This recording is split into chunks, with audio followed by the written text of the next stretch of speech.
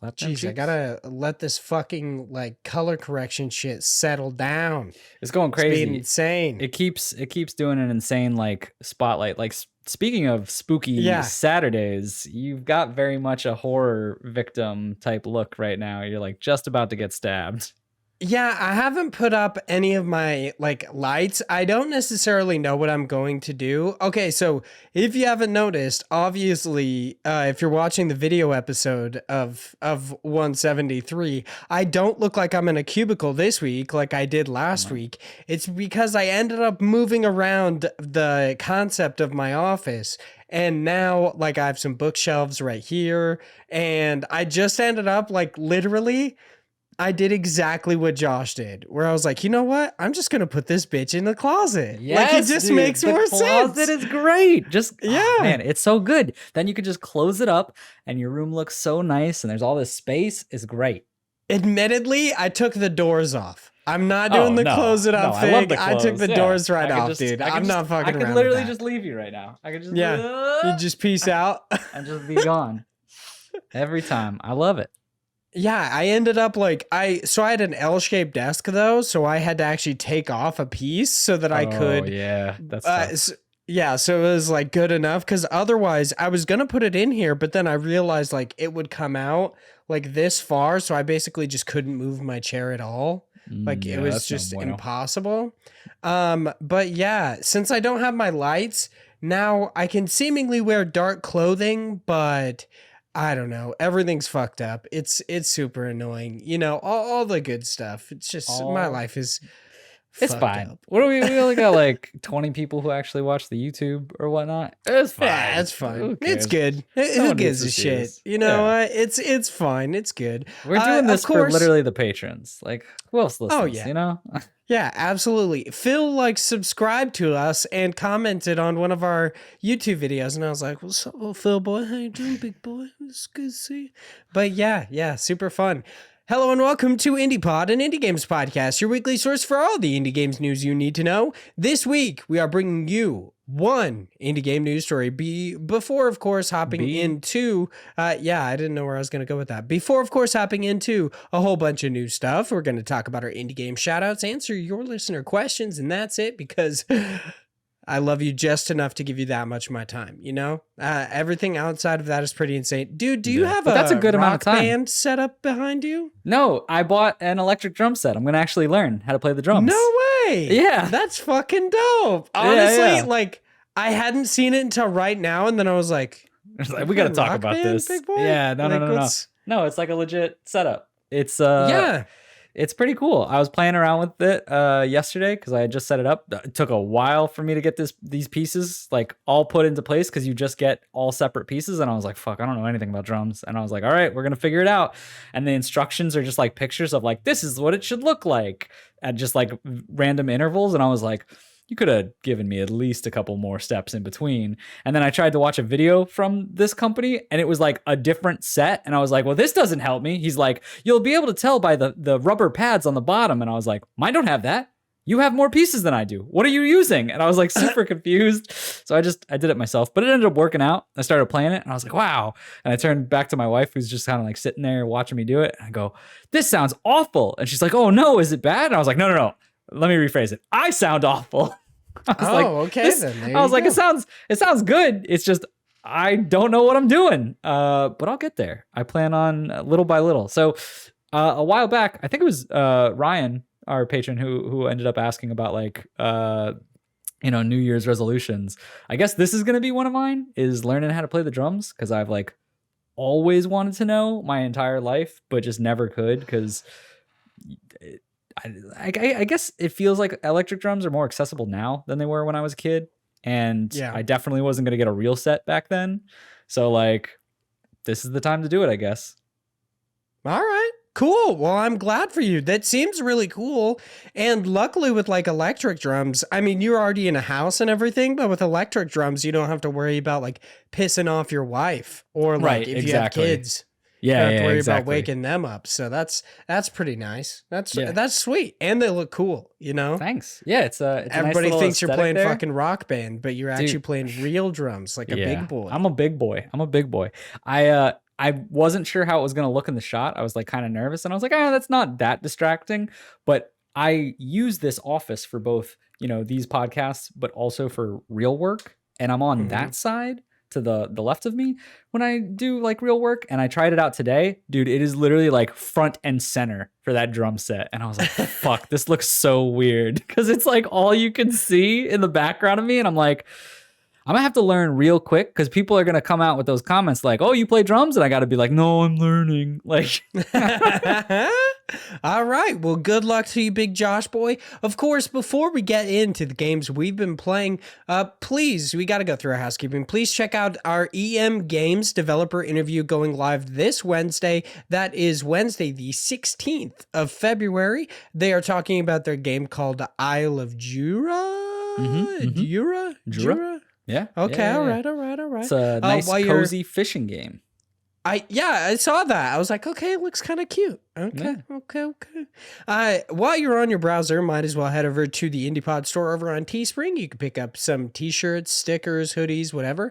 Head over to YouTube. Just type in IndiePod. Super easy to find. You can watch these episodes. Leave us reviews on any site in which you could do so, specifically iTunes. And now Spotify allows reviews, so please give us a good review. It's always weird, like recording it's true. on Monday nights is a little odd, because I'm just like, I'm kind of tired. Like, no matter what, Mondays are always weird. So there you go. But we also got to thank all of our amazing $3 patrons. Of course, if you give us any amount of money or any amount of your time, you are absolutely fantastic, and we love you for it. But we got to thank those $3 tiers. So thank you so much to Ryan, Ethan, a gamer for fun, John, it's just John, bro, Zach Durham, Chase Hopkins, Phil Brenshaw, the Wombat Emperor of Australia, and Sam Fillion from Canada. Thank you all so much. You're all so amazing. And Big Josh boy, you have been waiting since last week to talk about this game. So tell me about Grapple Dog from Medallion Games. That's right. Last week, I could not talk about it. I feel like every time I have a game, it's very rare, because mostly we don't ask for a lot of free codes, but the developer or one of the PR guys reached out and was like, "Hey, do you want this code to talk about the game?" And I was like, "Sure, it looks cool. Like, I'll do it." But every time we do this, seemingly the embargo date is always the day right after this will go live for patrons. So I'm like, can't do it, which sucks, but whatever. So now I'm like a week late. But the point is, Grapple Dog, we talked about this in the Super Rare Games publisher, like big bonanza thing that they did, where they talked about, hey, we're actually publishing our own games now, and not just doing physical type releases, which I think is super cool. But Grapple Dog is a nice mix of kind of like, think of a Super Mario 3 type game, and then just give Mario the ability to not gain random powers, but instead you've got a grapple hook and you're literally just flinging yourself all over the place. That's basically it. It is really quirky and interesting. I love the art style, because it's got this cartoony but like classic type of look to it. At the same time, though, it is you playing a platformer game where the whole idea is about momentum and about swinging yourself and trying to not lose speed. So you have like a slight run meter, kind of similar to Super Mario Brothers 3, where you run in the same direction for long enough and it'll kind of grow and you'll get slightly faster. So the idea is you want to try to go as fast as you can, get all the pickups, which are like these little oranges, get these diamonds as well, these like purple diamonds, and collect as many as you can throughout each level. If you want to go back through those levels, you can do like a time trial version of it and try to play it as fast as you can and beat a certain time, as well as bosses and things that you get throughout each one of those, and even bonus stages, which are just, you find these like another collectible of these bonus coins, which will unlock stages for you to play and do certain things, which will be like kill all the baddies or get to a certain place fast enough. It very much is what you would think of if you're like, I'm looking for a cool platformer with grappling mechanics. Like, that is Grapple Dog. The story for it is more or less, you're a like really shitty archaeologist. Is that the, well, yeah. you're going with this archaeologist who's like discovering stuff, and you're like their assistant, and you're like real shitty at it, and you're just like you're just like this dumb dog who's just like kind of living its own life, and ends up falling into this pit with this robot head, and you're like, oh, robot head, like, how do I get out? And he's like, I'll help you. Come on, let's go find a way out. He's like, we got to go get this grapple hook over here, and then we can get out. You're like, perfect. And he's like, come on, open this door. And you open the door, and then it's like, I'm an evil robot, bitch. And he's like, I'm taking over the world. Something fucked up, don't you? Okay.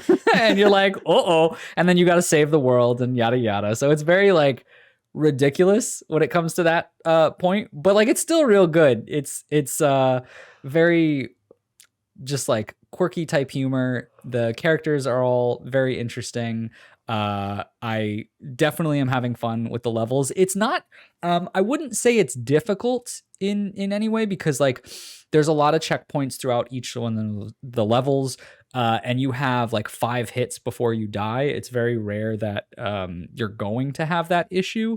But the checkpoint system makes it easy where, you know, it's not a lot of backtracking. And I think the main, like, if you're really like, it's good accessibility towards gamers who want just an easy thing. Grapple Dog is going to be relatively easy. It's obviously going to have platforming and be challenging in certain areas. At least for the levels that I played, you know, truth be told, I only got to Worlds 3 out of the 5 at this point.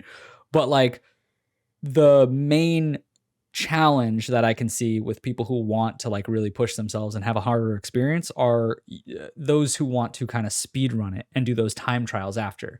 I mentioned at the end of each one of those levels, when you complete it, you can go back and you can play to see how fast you can go, which it's really easy to screw up the speed that you're going, because the way you like flow off of the grapple hook is very much like physics based, where if you jump early, you will not go far at all, but you'll go real high. Or if you go, you know, like you have to really time it. You have to get good with that mechanic. So there's a lot that goes into it. And there's different areas where there'll be like a lot of, you know, little light puzzles where you'll have to unlock certain areas, or there's invisible walls that will show up, or there's areas where you're swimming, and so the movement that you have, the rate of movement is like so much different.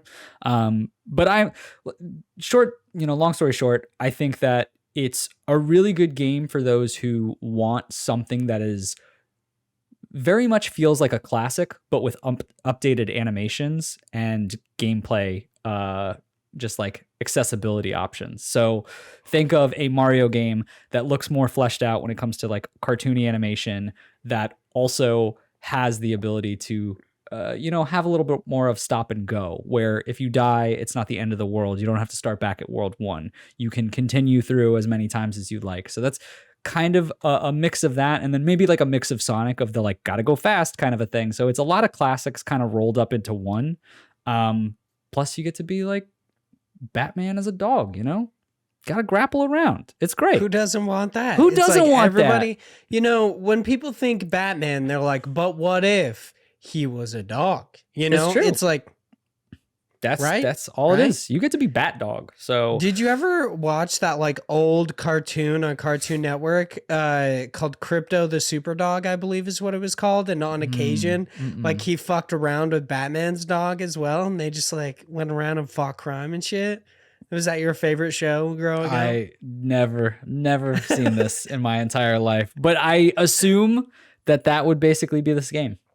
Yeah, definitely. Dude, fucking Batman's dog had all these dope ass gadgets, but one of them grapple hook. So see? I think this is just subtly the origin story. Yeah, for this is dog. the prequel. This is the prequel. Yeah. Grapple Okay. Dog is just the beginning of Batman's dog. That's how it works. All right, there Slap you go. That on. You know what's funny is they asked me, they were like, do you want to put a quote for like their accolades trailer? Put that shit on the box. It's like Batman, but a dog. But a dog. All right, there you go. So that is Grapple Dog by Medallion Games. For me this week, like last week, I said I was going to be playing some Skul the Hero Slayer by SouthPAW Games. I've invested a couple hours into it, not too much. It's actually way back when it first came out, I thought, of course, people were being dramatic about how hard the game was. It's actually much harder than I thought. Like Yeah. it's weirdly hard. I beat the first boss maybe 3 times now, 2 or 3 times. Yeah. There's a lot more after that. Oh yeah, I bet. It's remarkably hard, and I'm very interested in that fact. I do love the like constantly switching out of heads, and you have like a couple of different ones. So far I have played with the wave skull head, which was pretty dope, where you become like a wave djinn and just like beat the shit out of people. The werewolf was cool. I like the werewolf. I did the shield, I guess, was pretty interesting, where they just have like a fucking bolt through their skull, but like they've got a shield, which is interesting. I enjoy the variation of each one and how it kind of just changes everything, including the gameplay style. I think that's really, really cool. So far, I haven't really got the hang of it, for the most part. I have like, I find it odd how hard it is to gain health, which is pretty weird. Like you pretty basically can only purchase it from the shops, but then the shops have different types of like health gains each time, where it's like you gain 30% of your health, or you gain like 40% of your health, but with this weird drawback or some odd thing. So the game very much favors you to learn how to just never get hit. Yeah, that's what I've noticed, which is annoying because fucking the archers are super weird. The first boss is also an archer and just beats the shit out of you, which is hilarious because like if you have like the werewolf head, they're basically dead like immediately. Yeah. Because they just sit there and let you hit them like the entire time. But I think the game is really fun. So far I'm enjoying it. The convo overlays, which is always a big plus in my book, look great, especially the witch. She's looking a thick big boy. She's looking hella thick. So I'm like, you know what? Is Skul the Hero Slayer the best game of 2021? I don't know. I didn't play it then, but like might have been if you played it. It's got best girl, dude. It's good shit right there. Yeah. You'll find like you can do slight upgrades which make it easier, but I never felt like it made that big of a difference for me. It's more of like very similar to roguelikes where you just kind of have to learn patterns and get good, because the game, one of the things that I hated is it favors so much for you never to have to buy an upgrade from like health wise, because everything is so like you are so just scraping by in that game when it comes to trying to buy an upgrade or trying to like, it really makes you think about like what's going to be the best thing for my build for this run, because I don't have a lot to work with, right? So it was tough, but I think that as you get better at those patterns, it becomes easier. And it's like, and the one thing that I did find annoying is that the game for a roguelike is pretty long, like how much time you need to invest in it. Cause you like,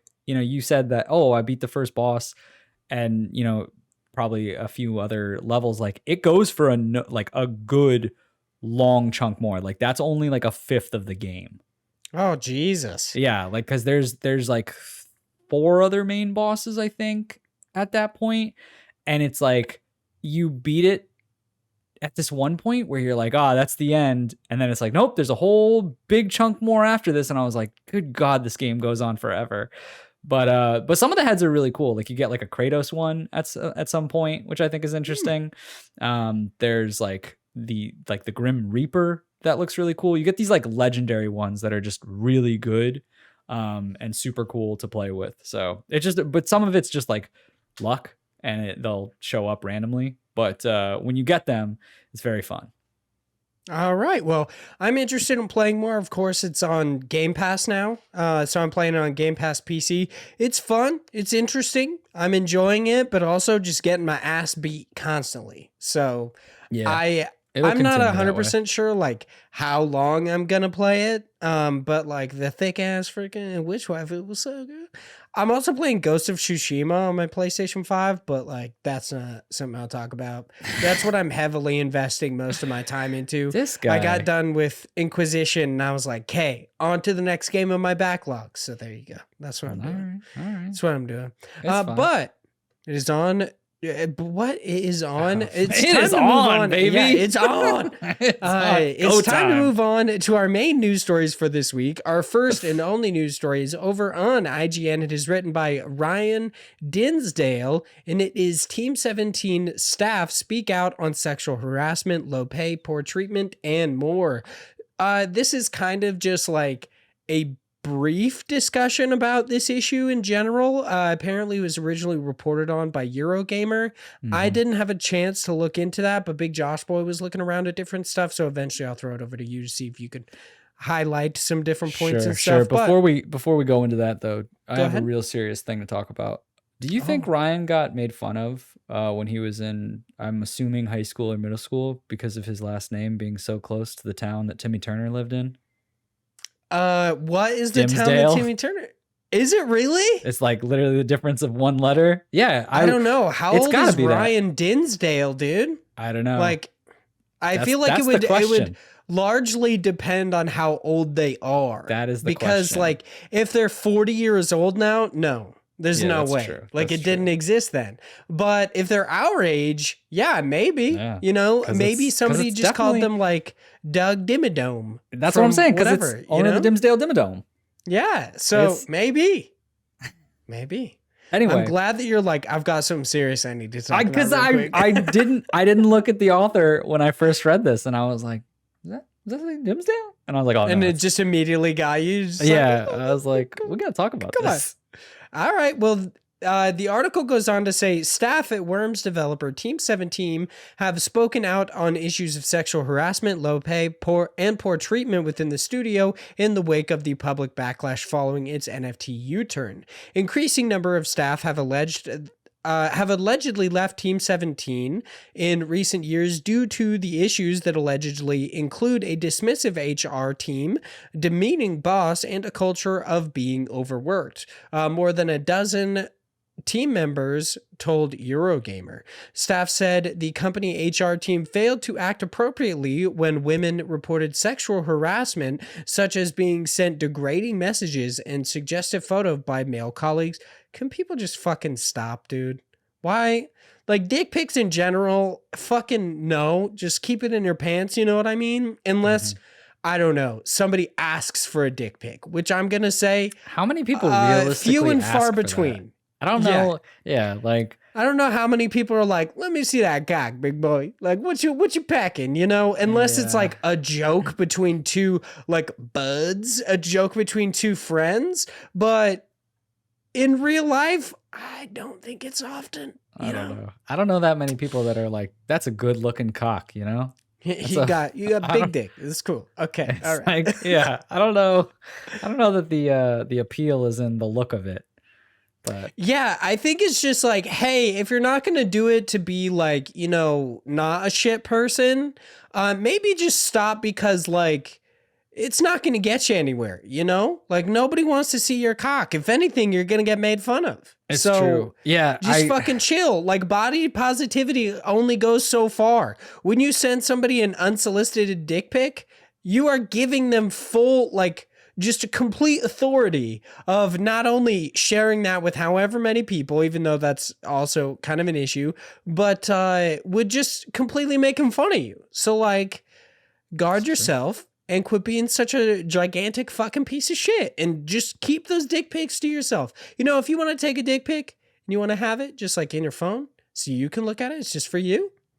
That's cool, dude. That's cool. But like the second you think about sending it to anybody just completely unprovoked, you should rethink your life choices. You just, how about you just go fuck yourself in that one? Okay. But it goes on to say HR minimized the incidents and gave the accused a slap on the wrist and told victims to sort it out themselves, which is, pretty weird because it's literally human resources job to do this stuff. So like, I don't know how you just say sort it out yourself. just figure it it's out. Like, what are what you do you doing? get paid for, dude? Like, okay, whatever. Team 17's group CEO Debbie Bestwick was also criticized. One staff member said Debbie posts so many things about being a woman in the games industry on Twitter, and yet harassment is going on in her company and people are being told essentially it hasn't happened. Staff hold mixed feelings overall for Bestwick, who has allegedly made staff cry by singling them out in meetings. One employee told Eurogamer that they're so overworked that things are going to get messed. Interesting. Or missed, not messed. I'm just an idiot. And you're sat in a meeting being asked, why the hell did this game not meet our expectations? Bestwick is worth $272 million, apparently, and staff said she regularly discusses her wealth in the open plan office and on social media, an issue made worse as some employees are paid low and terrible salaries, starting at around $21,800 per year. Apparently it's like QA people. They're paid that, and they're like they push. Really? Yeah, so it's QA people, and their kind of whole model seemingly was about like they push for people to do overtime to make that work. So like just forcing people to do more hours to actually get paid fair wages was kind of the thing that in Eurogamer they talked a little bit about. That's fucked up, especially because QA is such like, it's not good for any department in a company or just in general, but QA is a big deal. Like, for sure. Yeah. You want to know why, like, it's not up to your fucking standard? It's because you pay your QA people shit wages. Like, that's why you ship broken ass games and dumb shit. It's because you're QA, you know? So just fucking chill. Staff have regularly worked as late as 8 p.m. with one employee saying they did so every night for months to meet a deadline brought upon by Team 17 taking on too much work. The problem was raised to management and ignored as staff were essentially told the wages you are being paid are fine, which is like, you would think that's like up to the person to decide. No, man, it's fine. Don't worry about it. Yeah, what are you talking just about? Like, it's like basically slave labor. No, it's fine. It's fine. cool. It's like, okay. Don't worry about it. You're getting pennies on the dollar. It's fine. It's cool. What do you mean you want more? Fuck off. You know? Yeah. Bitch, I got $272 million in my back pocket. You just eat a fat dick, you know? Yeah. Like here's, I got one on my phone right here. You can see it. Just eat that bad boy, you know? You're lucky we're even paying you, you know?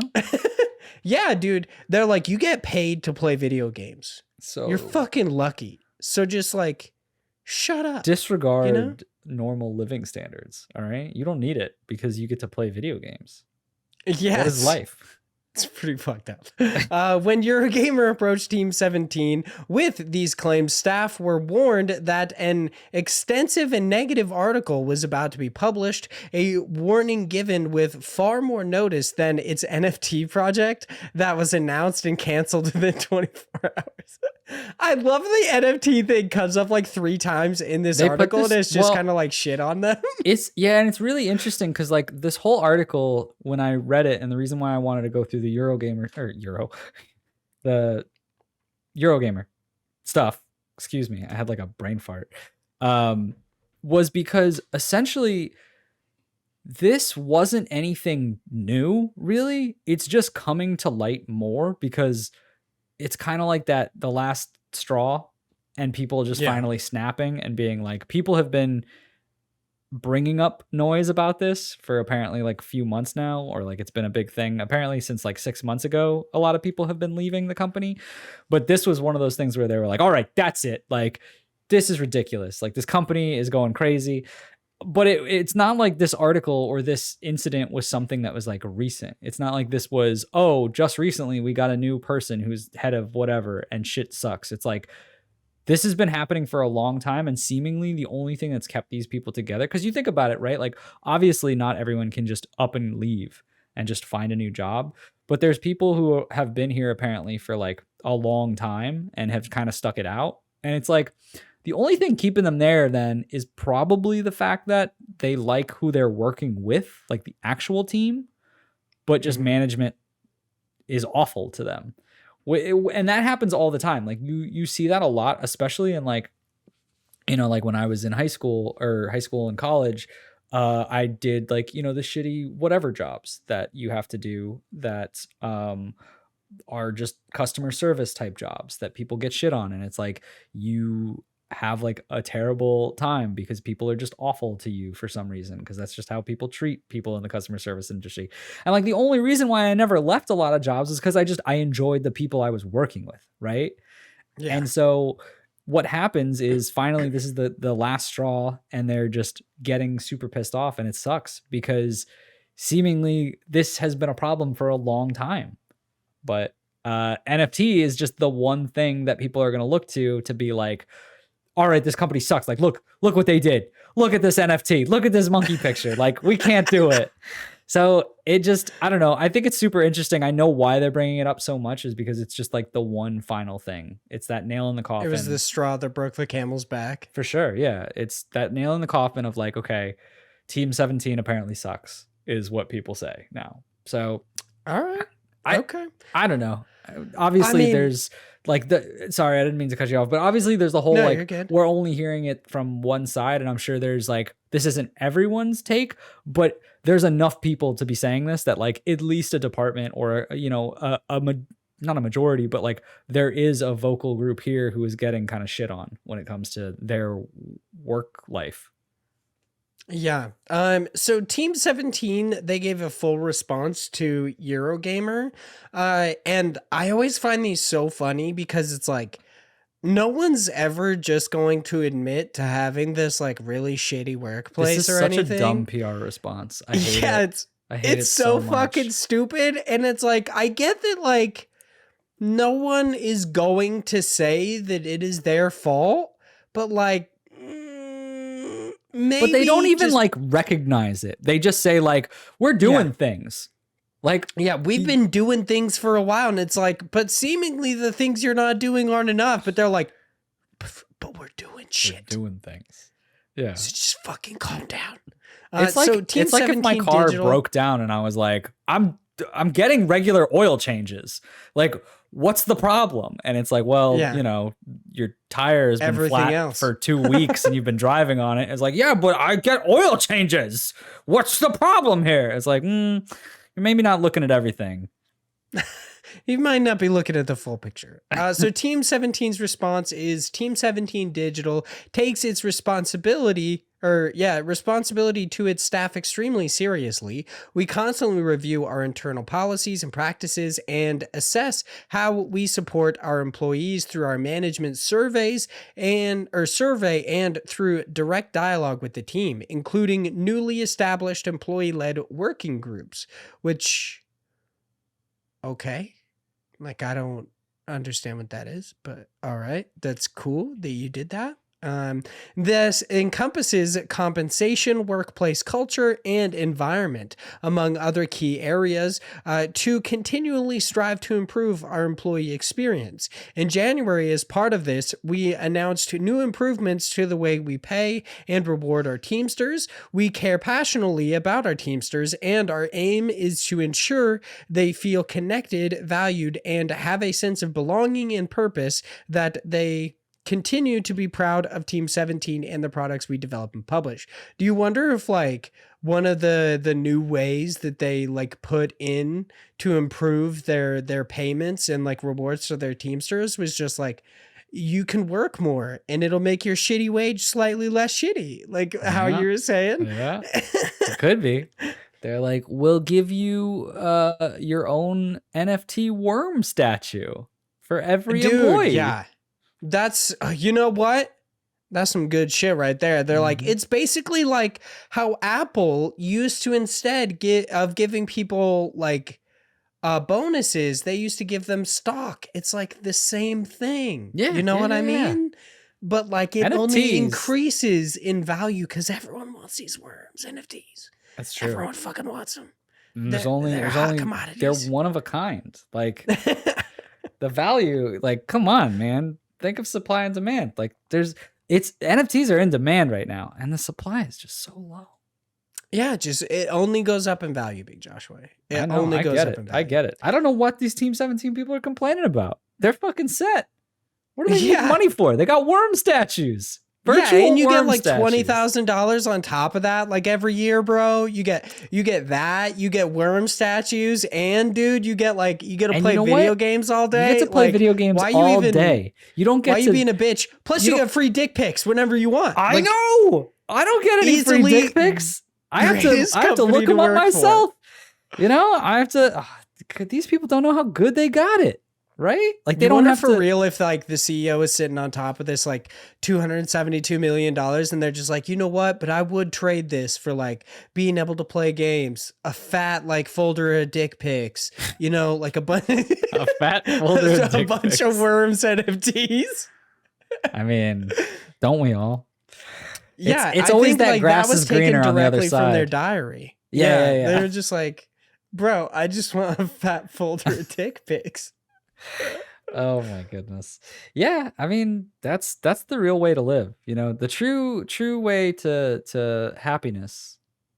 It's just a fat folder of dick pics. I guess so. That's Yeah. what we've discovered here today. I don't know, man. I think this is ridiculous. Like we talked a little bit about it, how it's like it was kind of a nothing statement, and I get that they had to put out that statement, but like it just feels very passive aggressive, or just like, hey, it's not our fault. We're doing things. Like, Yeah. it's like that's not the right attitude for that statement. Like, I get that you need to cover your butt and you can't be like, we fucked up, because legally then like something could happen. Yeah, you're culpable at that point. You right. admitted fault. Yeah, but they could, you know, give some kind of statement to the idea of like, we're very hurt that some of our employees are feeling this way, or that people have been treated, blah, blah, blah. We're going to do everything in our power to make things right, and to, you know, whatever it is, legal speak. There's people who do this better than I do, because I'm not in any way trying to do this as a profession, but like, there's definitely a better way to come off than the way they did.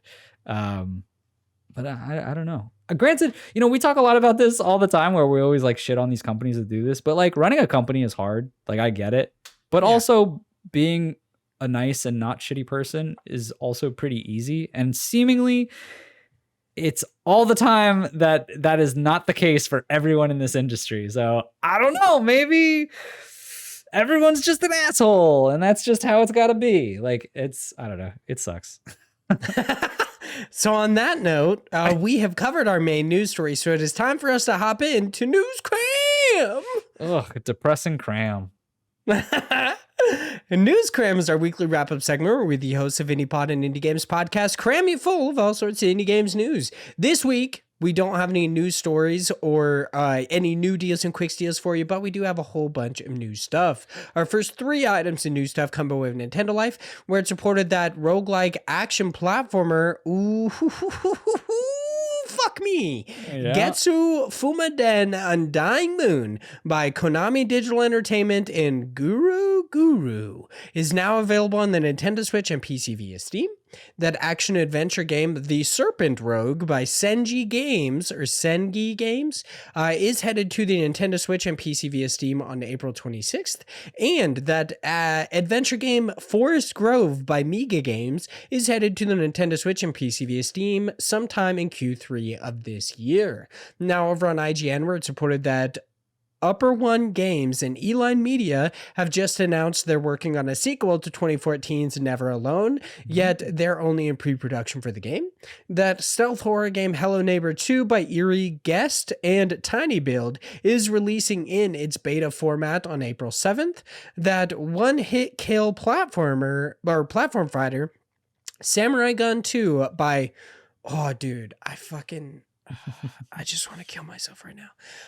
By Bew Blythe, Nelson Bowles, Valentin Seshi, Doze One, Adam Robazzoli, Evan Hemsley, and Yellow Afterlife is headed to the PlayStation 5 sometime later this year. You know what? Y'all need to just fucking choose a team name or something, or just shorthand. You can be the Debauchery Tea Party for all you Log Horizon fans, because I'm fucking sick of this bullshit.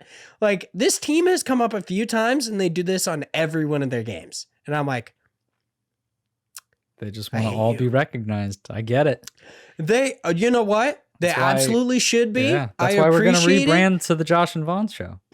Yeah, the Josh Nidus Vaughn Hyde on occasion, and then just like every time we have to change the name, update merch, like with special guest Chris Penwell, with special guests, like all sorts of different stuff. Yeah. Every time, you know, Every time. anytime anyone shows up, it's just like if something shows up in the background, like there's a fucking Hornet plush and Hollow Knight plush right there. They're like featuring Fan Gamer and featuring Team Cherry, and then list all the people who work at Team Cherry because I just want to fucking die.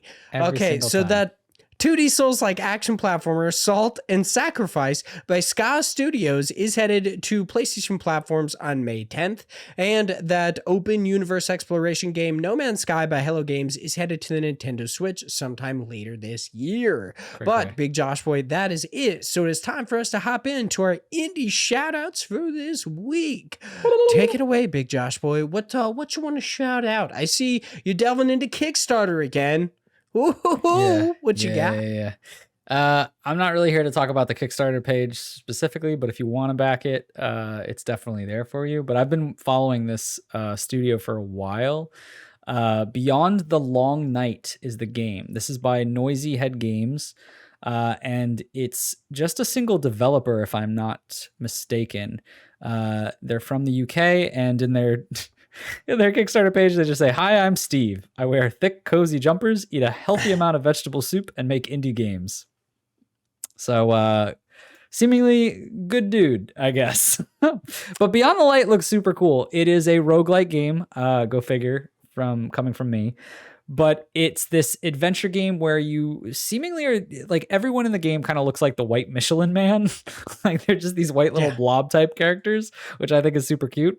But you're traveling through this dungeon type area, but you're traveling by balloons. And I don't mean like hot air balloons. I mean like literally like you went to a birthday party, you picked out 6 balloons, tied them to your back, and for some reason you're just able to float.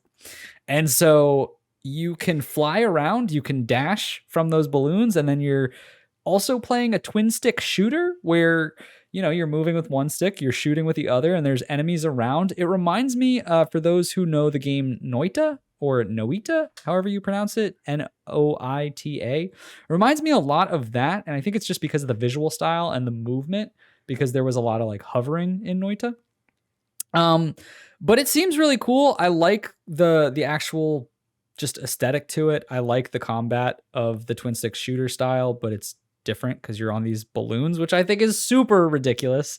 But I like how the platforming of it. Well, I don't know that you could say it's platforming because it's just floating. Is this a floating genre? Like what is this? Maybe. What is Owlboy? You know what I mean? That's like, true. Is it platforming? I don't know. I don't know. It's weird. It's a weird one, but I think this game looks a lot of fun. I'm definitely looking forward to it. Their Kickstarter is going right now, which they haven't met their goal, but they're very close. I think it's like $15 to get the game, or to eventually get a copy of the game. But it looks super cool. It looks like something I would play, and I recommend people checking it out. Just type in Beyond the Long Night. It's on Kickstarter right now, and I believe their Twitter is Noisy Head Games. Damn, I was hoping I could find it real quick, but I can't. Oh, we're stalling for time, and it is. It's at Noisy Head Games. All right. Okay. For me this week, my indie shout out is Astral Ascent. It's by Hibernian Workshop. I don't know exactly how you'd say that. It's actually the same developer who worked on I want to say Dark Devotion. Yeah, Dark Devotion, which kind of, I would say, received like cult status last year. People really seem to like the game. So I'm checking out, or I'm not checking out. I ended up coming across Astral Ascent on Twitter, and it seems pretty cool. They're working toward an early access period on Steam, but I'm not exactly sure when that's going to happen. The game itself, I believe you can play as 4 different characters. It is a roguelite action, like a 2D action platformer. It looks really cool. You go up against 12 different Zodiac bosses, and the few that they showcase in their Steam trailer look pretty dope, I have to say. I really like the combo overlays is probably like the thing that drove me to the game. But the combat itself actually looks pretty fluid and pretty dope. At times it even reminds me of like Wizard of Legend, but obviously it's completely different. It's just like I guess they tote it's got like dozens of unique spells, which I mean dozens is not many, but it's not that many, but it's still like the variations in combat between the couple of different heroes plus whatever spells you can get seem pretty interesting. And the zodiacs that you fight against look, their designs are cool, one, but they're different like gameplay. Their different combat styles seem pretty cool too. So that one's Astral Ascent by Hibernian Workshop, or I don't know exactly how to say it. It looks cool. The artwork kind of reminds me of Hyperlight Drifter in a way. I could see that. A lighter like world, right? Like a more bright and vibrant world for Hyperlight Drifter.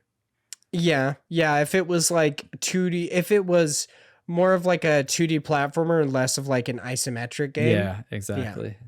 I could see that. Yeah, like a lot of the character designs are very similar. Yeah, I could definitely see that. But that is my indie shout out. So it is time to hop into our listener questions. This week, we got a bunch of different listener questions. First, we've got Zach writes in and says, do you guys like Jackass? If so, what was one of your favorite stunts? For me, it's probably when Ryan Dunn put a toy car up his butt and then went to get an x-ray. The x-ray technician's face is just great. So Big Josh Boy, do you like Jackass and what is your favorite stunt? I wasn't like a person who watched it religiously, but I liked randomly watching it or seeing, you know, like the best of clips. And some of my favorites are I wasn't always as crazy of them just getting hurt, like, because seeing that kind of stuff would always just make me be like, oh god, like I didn't like it. But I loved some of the skits they would do. So one of my favorites was the rental car, what was it called? It's basically they rented a car, they just did a monster truck type thing where they used that car and just ran into a bunch of other cars and destroyed it, like demolished it. And then the main skit was them driving the car back and Johnny Knoxville trying to be like, all right, well, yeah, I got into an accident a little bit there, and like, but I'm going to expect you to pay for most of this because, you know, I rented the car from you. And he was like, that's not how that works. And he was like, well, yeah, but I mean, I think you're responsible for it. He's like, no, you are. He's like, well, I was kind of drunk when I signed the contract, so I don't think it really stands. And it just goes through this whole thing of him just like eventually being like, all right, well, he's like, you have to pay for this. He's like, you guys work this out. I'm going to take a quick step outside and you figure it out. And he gets this inflatable blow up doll out of the car and then just runs away. It was like, so ridiculous. Like that was one of my favorite things about that show, is just those scenes where you were just like, what the fuck is happening? I can't say I've ever watched like any sort of show. I watched the movies. I know that. Yeah. And yeah, I mean, I always liked Jackass when I was younger. I always thought it was funny.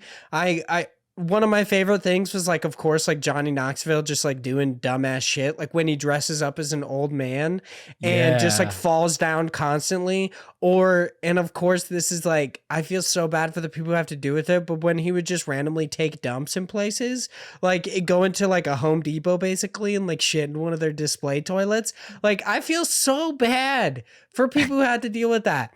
Or the running gag of like putting the car seat on top of the car and then just driving off and seeing how many people freak out because they think his baby's inside. Like, it's just so fucking dumb. And of course, Phil brought one up, which is the used porta potty like fucking slingshot where Steve-O gets inside of it and just gets shot out and just is covered in the worst shit imaginable, literally.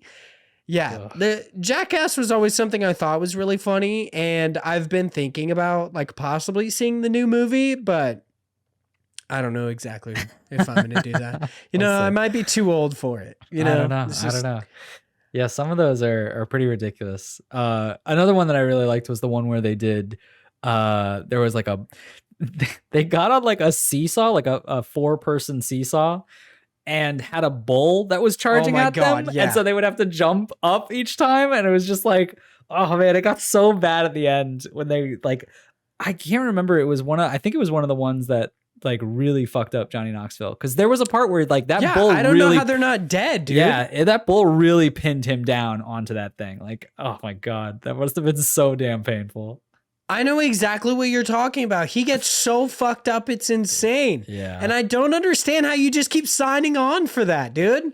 Like, I guess Bam Margera was annoyed that, like, he wasn't asked to come on for the next movie. And it's like, dude, maybe you shouldn't. You know, like if I was in one Jackass movie, I would never come back again. You know, I would like, I'm good. I would hope that I was the guy who like read a fucking sign on the wall and then that big like boxing glove just punched me in the face and that's as far as it went. I didn't have to like fucking spin around in a chair and try to beat the shit out of my friend or like sit on a bed of nails, dude. Oh it's my God. It's also fucked up. So yes, I have watched Jackass. Yeah, I've got some favorite stunts. But yeah, no, that was just sucks so bad. So Serial SC writes in and says, this is apparently a question that kind of like completely stopped a Discord in its tracks, which I think is interesting because I don't think it's actually that hard of a question to ask or answer, but it is, would you rather not be able to open any closed doors, locked or unlocked, or not be able to close any open doors? So Big Josh Boy, which one would you choose? I feel like this is pretty hard because on the one hand, I don't want to not be able to ever open a door again because if someone closes a door on me, I'm trapped. Yeah, like, you literally I literally can't go anywhere. But also, if I can never close a door, then I'm just like never safe in some regards. But here's the thing, like, because there's always the other person, right? Because like I have my wife, so I could just be like, I never want to close doors. And then every time I have to close the door, just be like, babe, close the door. I can't. I literally Which is can't. hilarious because they just think you're so fucking lazy. Yeah. Like they'd be like, you do it. And you're like, I can't. Like it's physically impossible. And they'd be like, get off your fucking ass and close this door. Like you defs get divorced within like a month if you couldn't close doors for real. Maybe. Well, you know what? That's the risk I'm willing to take. I would not be able to close doors mainly because the same reason I'll never do an escape room. I don't want to be fucking trapped, dude. Yeah. I'm not a fan of that. I'm not trying to get old boy, dude. I'm not trying to get trapped for like 20 fucking years. It's not happening. So yeah, I'm going to go, you never can close a door. And then you know what? I'm just going to like, we're getting a dog. I'm going to train it to close doors for me. Oh, you know what I mean? Look at that. That way, don't have to do shit for my, like, granted, I have to take that dog everywhere. But like, I'll be like, it's my, dude. It would be more of a service animal than most people's service animals. They'd be like, it helps with my foot pain. And I'll be like, I literally cannot close doors. Like, it's impossible. I trained it to close doors for me. It's true. It's legit. Yeah. Because look, otherwise, you're not going to be able to open doors. You're going to get to work one day. Doors are going to be closed. You're going to be like, shit, I can't come into work. You're going to end up getting fired because you keep doing that. And they're like, I don't understand. And you're like, I can't open the door. Like, somebody's got to help me.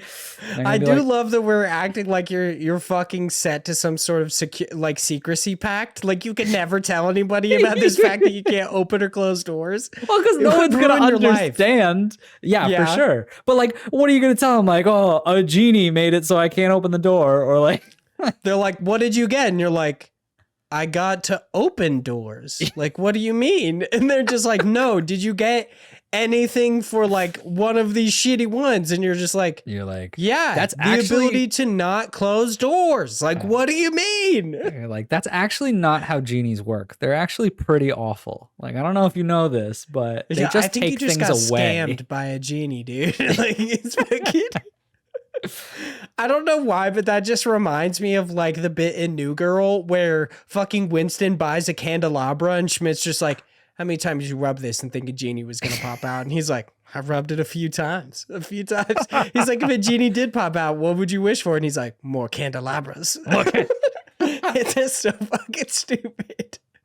So yeah, if a genie ever comes out of a candelabra, maybe just like be like, nah, dude, I'm not fucking with this shit. Like if a genie's ever gonna fuck with you, it's gonna be one that comes out of just some sort of miscellaneous thing instead of True. out of a weird little lamp, like it should be. Apparently, I don't know. I don't Apparently, know who made genie that up? science. Is that a? I Is don't that? know. I only know that because I guess Aladdin, but like, I can't be basing these off of Disney movies, you know? Like, I mean, there was also like I Dream a Genie, which I'm not 100% but sure if was like that that genie same came out of a type? bottle. Yeah, You but that know? was that the same type of bottle? Like, it was a bottle, right? Like, was it a lamp I like mean, that? I don't know. I just know that that's like kind of fucked up because it's just like, hey, there's a hot chick that literally can't do anything but what you tell her to. And it's like, oh, that shit did not age well. You know what I I mean? mean, So fuck genies, dude. Unless they look like fucking Genie from Aladdin. Then what's up, big boy? You looking thick.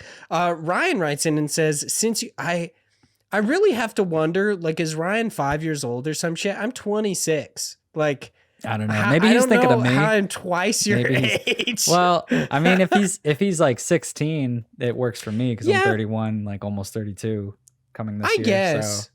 it's okay. I'll be the old man.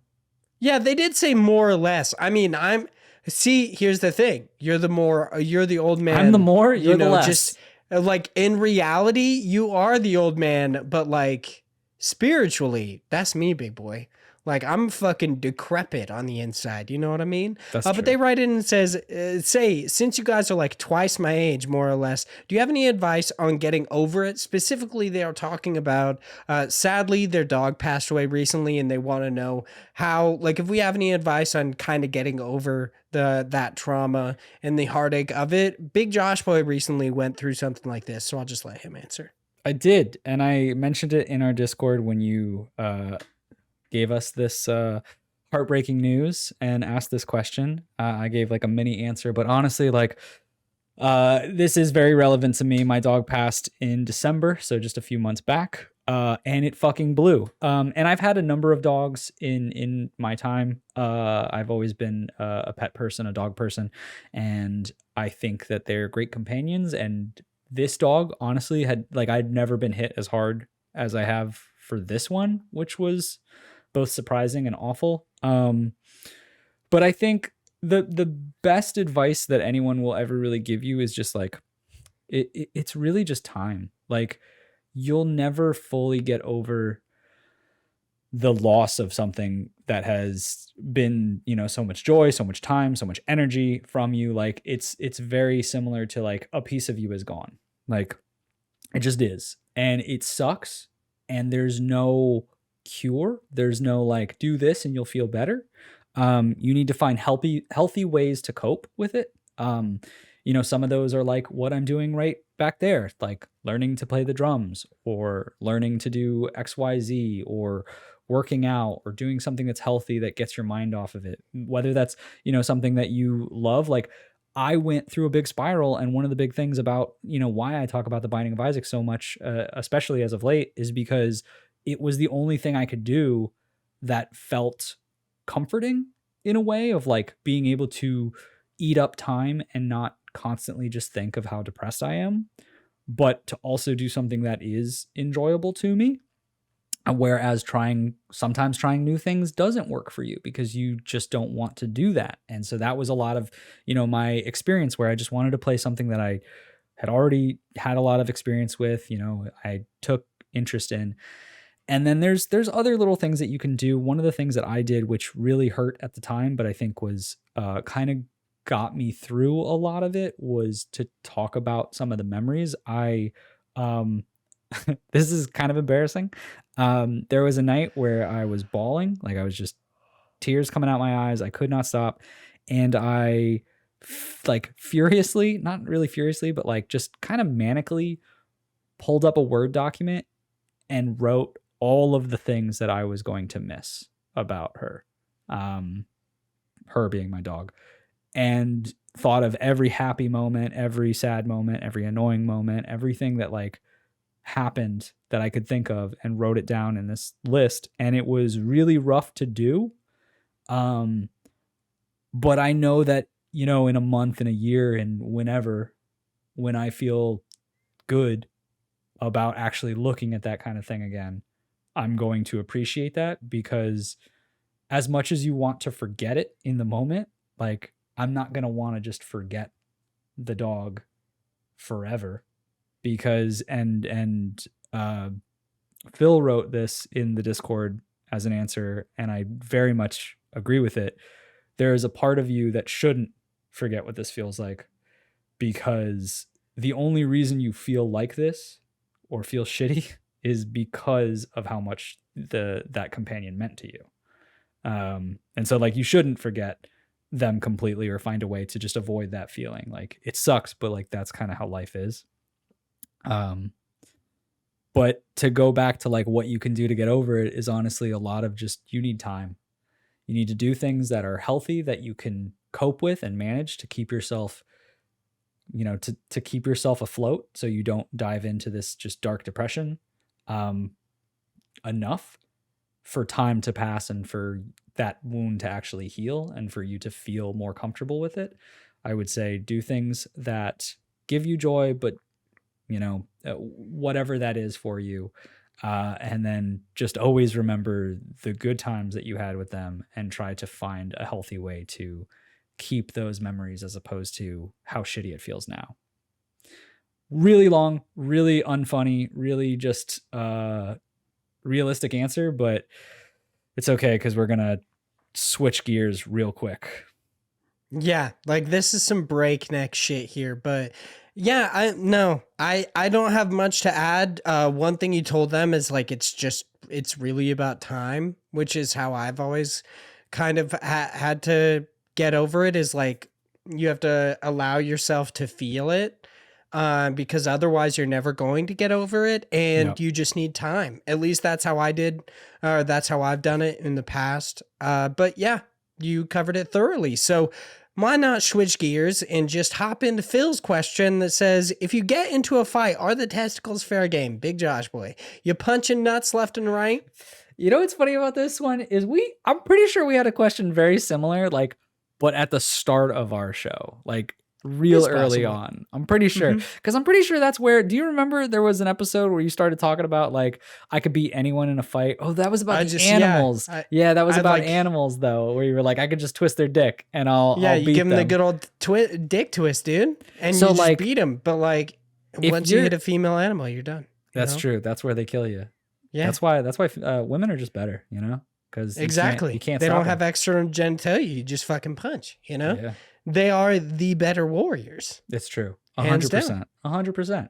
And that's why I already know your answer, because testicles should definitely be fair game. If you're twisting dongs, like what's the difference? You know, it's just a flight of stairs down. It's just right around the corner. They're like basically neighbors, dude. They're neighbors, dude. Just palling around. I think it depends on the fight. I think if you're in a gentleman's match of some sort, and you're just kind of like sparring, no. If like someone's trying to attack you that you don't know, fuck, hit them in the nuts. Like what are you trying to be decent if they're hitting you? Like fuck them. No way.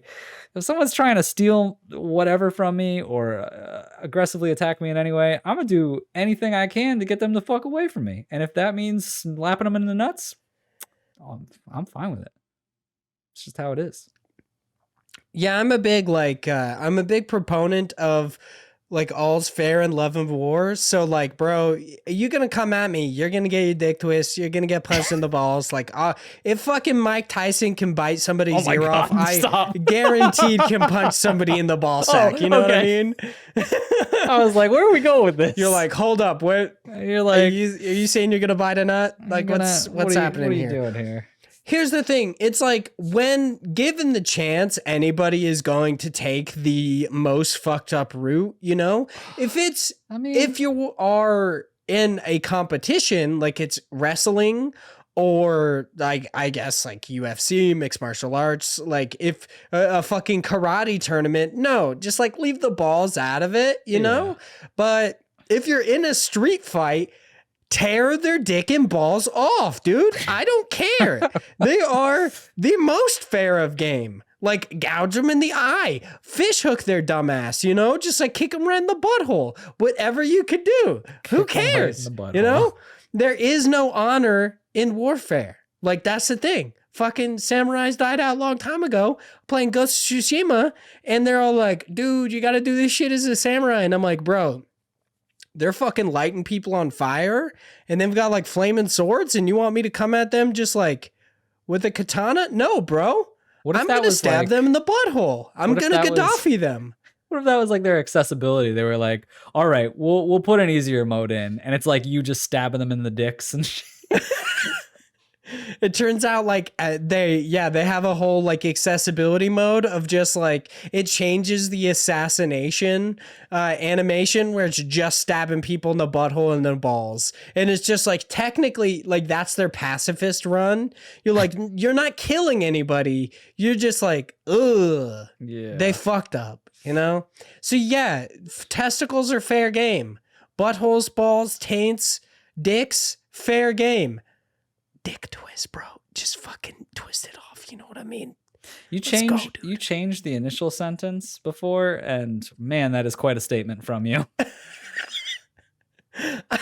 So, last question comes from Surviving Opioids. They say, 1, what do you think of this game concept trailer? I will try to include the trailer in the description down below, but it is for Surviving Opioids. Big Josh Boy, what do you think about it? I thought it was pretty cool. We talked about this, is very depressing. And that's obviously the point, because you're playing. It reminds me a lot of that one game that someone in our Discord sent out about surviving as a homeless individual that had to live off the streets. And it kind of seems like that in a lot of ways, because it's you trying to survive being someone who is addicted to opioids and like making life choices to seemingly get through that, of how long you can last.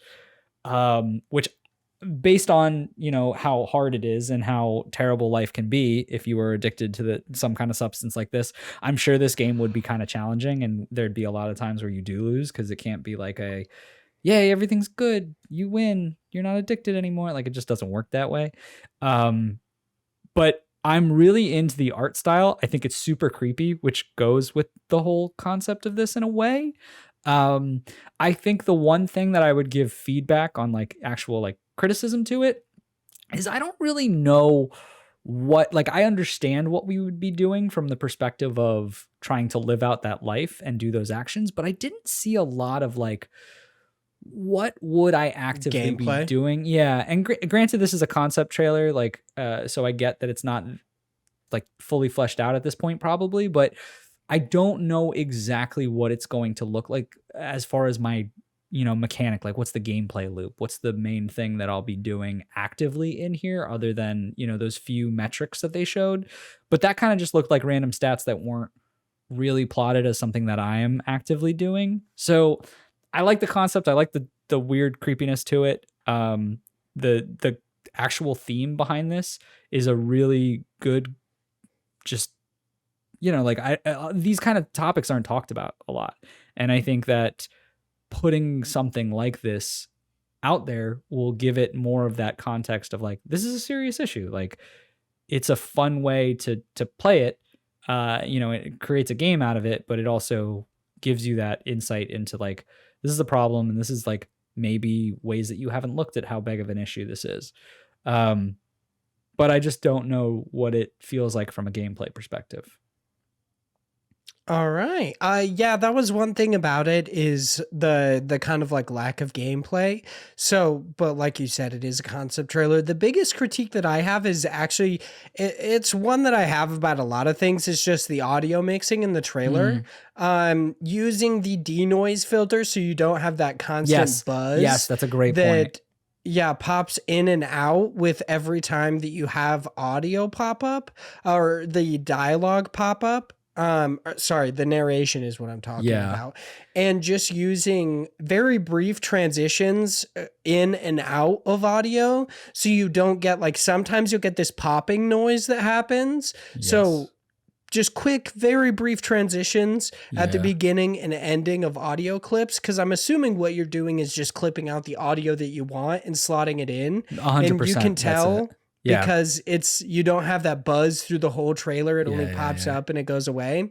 Yeah. So that is one thing that I would say I found off-putting about the trailer, was just hearing that, but I Yeah, feel like you can. kind of have to have an ear for audio to really notice it. Otherwise, I don't think a lot of people would pay attention. I think the only place that was really apparent is, especially, there is an area where they say you have to manage your physical and mental health, and there's like a very clear like second between them saying physical and mental health, and you can definitely hear that it just goes pitch silent because they don't have an audio file on there.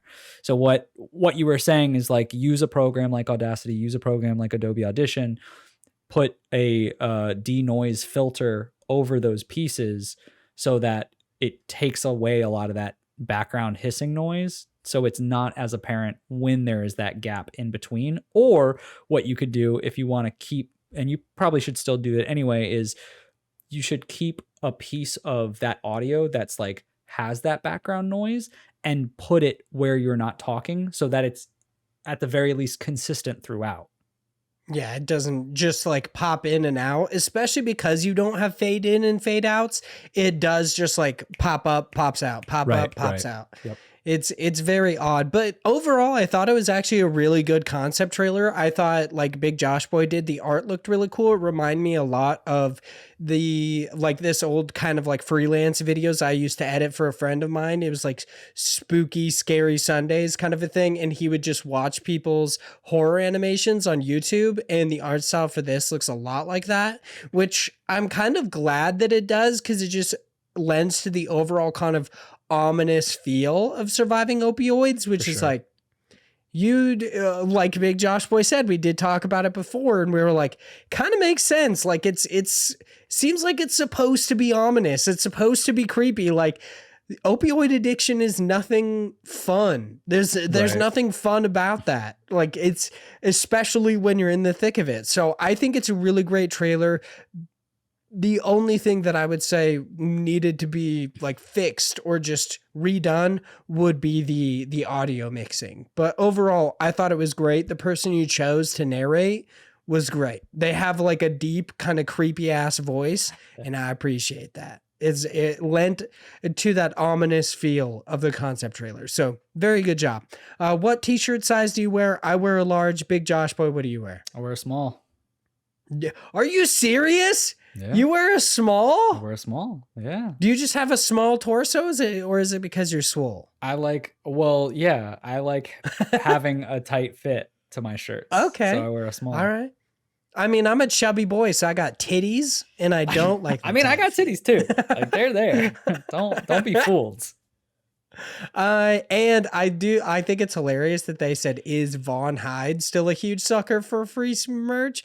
I'm like 100% certain that they just copied my name from my like Twitter thing and they didn't change it. But yeah, I mean, who's not a sucker for free merch? Let's be real. Like, it's true. It's a free merch is dope as shit. So of course, people always go nuts for that free swag. If you go to conferences or things like that, like I would do that all the time. And you know what's funny too is like, I'm the type of person that would get home and be like, why do I have this garbage? And I'd throw it out like immediately. But like during the moment, like that conference, I'm like, I gotta get all the free swag. I gotta get it all. And then I look at it and I'm like, what am I doing with this? Yeah, it's just like clutter, dude. It's fucking weird. No, I'm a huge fan of free merch. Fucking t-shirts are dope as shit. I did see the Surviving Opioids is you're doing something special with your merch sales, so that's pretty dope. So yeah, whatever you want to do, hit us up, just get that free merch, whatever. But that is the end of this episode. Thanks everyone so much for listening. If you would like to chat with us outside of the show, you can hit us up at IndiePod over on Twitter. You can talk to me at Hyde Legion. This is Vaughn at Hyde Legion. You can check out Josh at _Josh90. I got to go through our housekeeping one more time before we hop off here. Please check out our EM Games developer interview. They are talking about their game Isle of Jura. That is going live on Wednesday the 16th, each and every Wednesday. Hop over to that IndiePod feed, and we have a new developer interview for you. Check out the IndiePod store over on Teespring. You can get shirts, you can get sweatshirts, you can get stickers. Head over to YouTube. You can watch these episodes. Leave us reviews on any site in which you could do so, specifically iTunes and Spotify, help us out the most. And lastly, thank you so much to all of our amazing patrons at the $3 tier or higher. If you give us any amount of money or any amount of your time, you are absolutely fantastic and we love you for it. But made a blood pact, and we got to stick to it. So thank you so much to Ryan, Ethan, a gamer for fun, John, it's just John, bro. Zach Durham, Chase Hopkins, Philip Renshaw, the Wombat Emperor of Australia, and Sam Fillion from Canada. Thank you all so much. We're all so amazing. And we will talk to you all next week. Goodbye. Bye.